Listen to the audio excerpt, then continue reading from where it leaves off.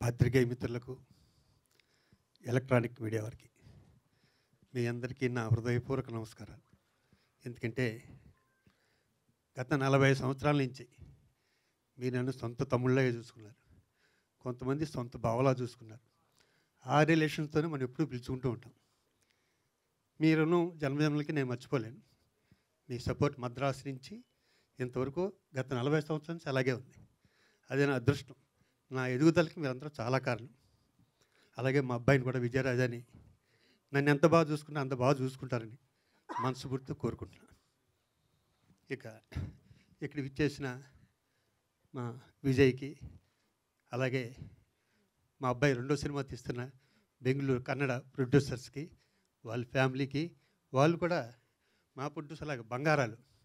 అసలు అంటే బెంగళూరు వాళ్ళు అంతా ఎలాగా ఉంటారనిపించింది నాకు ఇద్దరిని చూశాక. ఈరోజు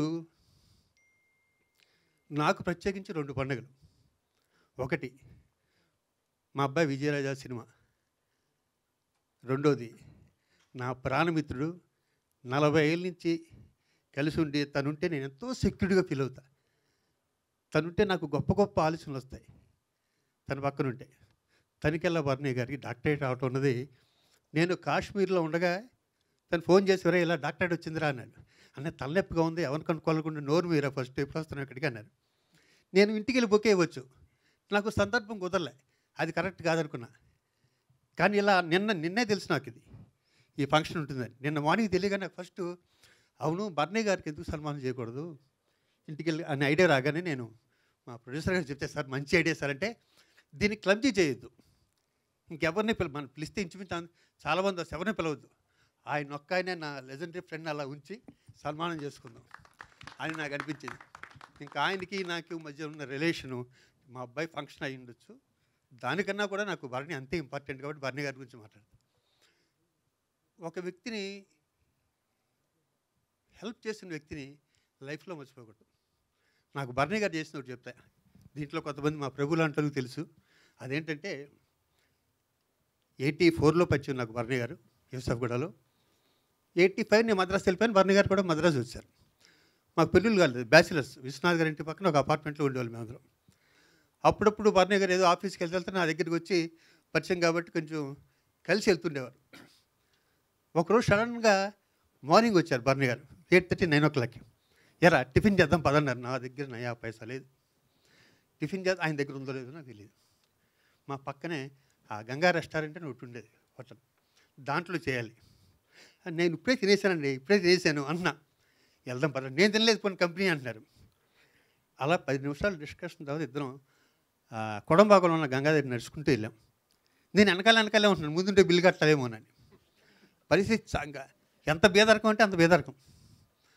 ఆయన ఏం గొప్పగా, ఆయన అంతే సేమ్. టిఫిన్ తినేసి బిల్లు కట్టి, ఎరా అది ఒకటే అడ్వాన్స్ ఇచ్చి అట్లా జేబు చాలా బరువుగా ఉంది, ఇది 2-3 వేలు నీ దగ్గర నుంచి అన్నాడు. ఆ రోజుల్లో 2-3 వేలు ఇవ్వటం అన్నది ఇది ఇలాంటివి మర్చిపోతాం జీవితాంతం. అది మా ఇద్దరికి, బర్ణి గారికి నాకు ఈ 40 ఏళ్ళు తర్వాత చాలా చిత్రహింసలు పెట్టాను, అది వేరే విషయం అనుకోండి. ఈ 40 ఏళ్ళు ఆయనతో నేను ఈ రిలేషన్ కాపాడుకుంటానికి ఆ రోజు జరిగిన మొదటి సన్నివేశం. అలాంటి వ్యక్తికి డాక్టరేట్ రావటం నాకు వచ్చినంత ఫీలే డాక్టరేట్. సో బర్ణి గారు డాక్టరేటే కాదు, మీకు ఇంకా పద్మశ్రీలు ఎన్ని చాలా చాలా వస్తాయి. మేము అవి చూసి ఆనందిస్తూనే ఉంటాం. ఎందుకంటే నాకు అర్థమైపోయింది నేను కాంపౌండర్ కూడా ఉన్నాను. సో ఇంకా మా అబ్బాయి విజయ్ ప్రాణం పెడతాడు, కష్టపడతాడు అని నేను చెప్పుకుంటే రెగ్యులర్ ప్రెస్ మీట్ లాగే ఉంటాయి. తను నిరూపించుకోవాలి, నాకు చాలా నచ్చింది ఓ తండ్రిగా. నేను అది కరెక్ట్గా వేరే అతను చేసినప్పుడు అలా బాగుంది, చాలా బాగా చేసాడు అనుకున్నాను. కాబట్టి ఒక స్టెప్పు దాటేసాడు అనిపించింది. తండ్రిగా చాలా హ్యాపీ ఫీల్. Thank you. ఇంకా మంచి మంచి సినిమాలు తీయాలి. All the best. God bless. ఈ ప్రొడ్యూసర్ గారి గురించి, అసలు ప్రొడ్యూసర్కి ఏ లక్షణం లేదు ఆయన దగ్గర, ఏ లక్షణం లేదు. ప్రొడ్యూసర్ ఉండవలసిన టెన్షను అని ఫస్ట్ మీరంతా పేమెంట్ మొత్తం తీసుకెళ్ళిపోండి అనే టైపు. వాళ్ళు ఎందుకు వస్తారు, నెక్స్ట్ షూటింగ్ వాళ్ళు వేరే దానికి కమిట్ అయిపోతున్నారు. సార్ అలా చేయకండి, అనుభవంతో చెప్తున్నానని. ఇంత ఫంక్షన్ జరుగుతుంది కూడా టెన్షన్ లేదు ఆయనకి.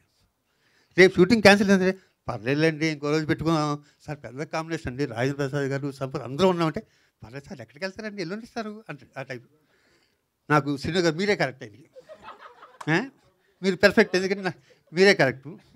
అలాగే సాయి గారు సాంగ్స్ ఒక రేంజ్లో ఉన్నాయి. మనం ఎలాగో ఫంక్షన్ చేసుకుంటాం కాబట్టి అది గ్రాండ్గా చేసుకుందాం. ఇది ఓన్లీ మన ఫ్యామిలీ ఫంక్షన్. ఇది మేము 30 మంది, మేము 4. మా అబ్బాయిని ఆశీర్వదించండి. Thank you. మా అబ్బాయి ఇంకా డైరెక్టర్ గురించి చెప్పాలి. సేమ్ మా ప్రొడ్యూసర్లకి అతి మంచోడు అదిగానే అద్భుతంగా తీసాడు సినిమా. గాడ్ వచ్చాను. Beautiful sir.